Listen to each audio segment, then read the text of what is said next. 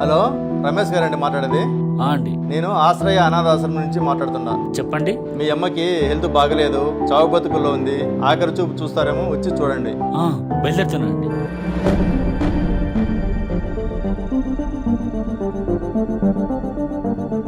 అమ్మా, వచ్చావా నాన్న? నిన్ను చూడ్డానికి నా ప్రాణం ఇంకా బతికే ఉంది.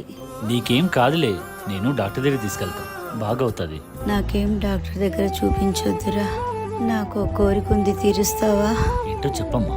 ఈ ఆశ్రమంలో ఫ్యాన్లు తక్కువగా ఉన్నాయిరా, అవి కొనివ్వాలి. అలాగే ఆహారం పాడవకుండా ఫ్రిడ్జ్ ఒకటి కొనివ్వాలి. నేను పోయే లోపల అదే నా కోరిక, తీరుస్తావా? తప్పకుండా అమ్మా. అమ్మా, నేను ఎన్నిసార్లు వచ్చేళ్ళాను, ఒక్కసారి కూడా ఫ్యాను కావాలి, ఫ్రిడ్జ్ కావాలని చెప్పలేదు కదమ్మా. చెప్పింటే అప్పుడే పెట్టించండి వాడిని. ఆకలి, బాధ, వేడి నేను తట్టుకో